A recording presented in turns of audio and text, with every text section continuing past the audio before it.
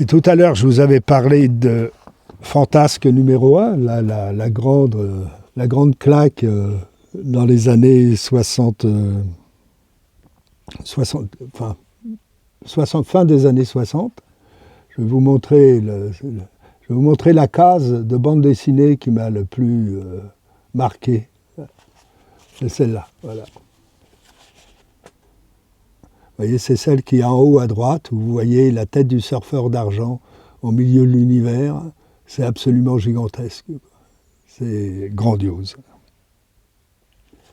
Et vous voyez, les couleurs sont folles. Enfin, c'est vraiment des couleurs magnifiques. C'est le vrai numéro 1, c'est pas une réplique. Donc, on est en 1969, je crois, en janvier. En février, pardon. Février 69. Là, c'est vraiment... Et on passe en janvier 70, après l'interdiction de Fantasque, on passe à Strange. Voilà le mythique numéro 1 de Strange. C'est pas une reproduction, c'est vraiment l'original. C'est probablement le petit format qui vaut le plus cher actuellement. Largement, celui que j'ai dans les mains fait pas loin de 2000 €. Et il est rarissime dans cet état-là, quoi. Il est magnifique. Et vous allez voir qu'en fait, pour moi, vous allez comprendre pourquoi, pour moi, ça a été une régression terrible par rapport à Fantasque. Je vais vous montrer une planche qui est très jolie pour autant. C'est la planche où Galactus crée le surfeur d'argent. Donc vous voyez, malheureusement, c'est de la bichromie. Malheureusement, le format est un peu plus petit et on est loin de l'incroyable qualité de ce que je vous ai présenté il y a quelques secondes. C'est pourtant encore un truc bouleversant, quoi. C'est la création du surfeur d'argent par Galactus. Alors, ce n'est pas la première parution du surfeur d'argent, même Fantasque ne mettait pas le premier numéro du surfeur d'argent. Les premiers surfeurs d'argent ont été dessinés par Jack Kirby. Et là, c'est des dessins de Buscema, de John Buscema, et donc c'est un peu plus tard. On retrouve maintenant, aujourd'hui, un peu partout, les premiers dessins. Même dans l'intégrale du surfeur d'argent, vous retrouverez les premiers dessins de Kirby.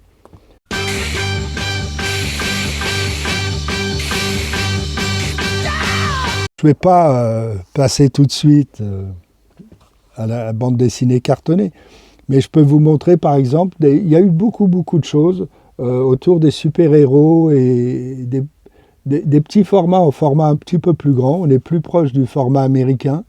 Et là, par exemple, vous avez quelque chose d'étrange Vampus, c'est un être protéiforme qui vient du futur, qui vient du futur, en tout cas de l'espace, et qui vient sur Terre pour conquérir la Terre.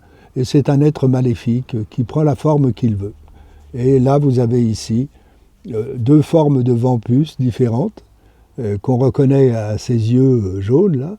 On le reconnaît bien sur la couverture. Et puis là, vous avez le héros qui est le journaliste qui essaye de le... C'est un peu, pour ceux qui ont vu Les Envahisseurs, on est un petit peu dans cette histoire-là.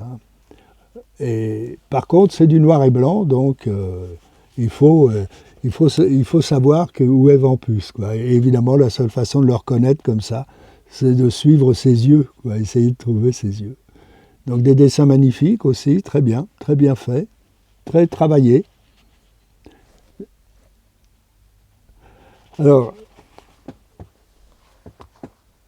là, je vais vous montrer quand même, d'abord, je suis un petit peu mon histoire à moi, donc je passe après dans les journaux. Donc voilà le premier numéro de Métal Hurlant. Quand on le feuillette, d'abord avec une couverture de Moebius qui est complètement étonnante, enfin, vraiment magnifique. Et puis vous avez à l'intérieur tout un tas de choses folles. Alors vous avez effectivement du Moebius avec voilà, par exemple Azark, c'est du Moebius. Moebius, évidemment, c'est Giraud, le papa de Blueberry aussi.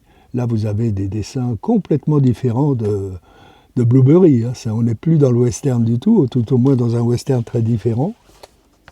Et puis vous avez après plein d'autres choses. Ici, par exemple, vous avez l'extraordinaire Monsieur Drouillet.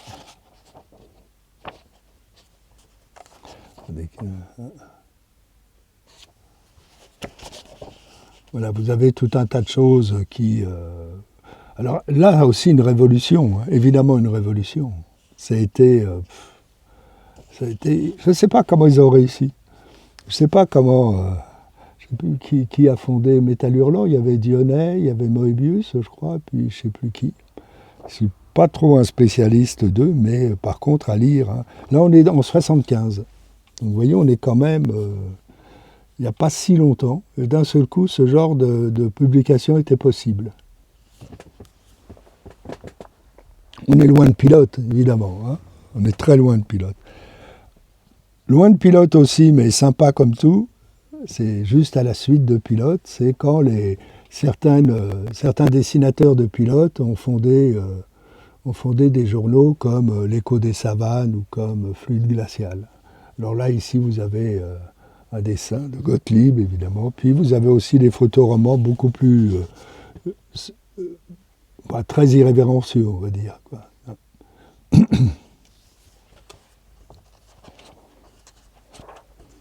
Puis des dessins, regardez, là on est avec notre ami Gottlieb,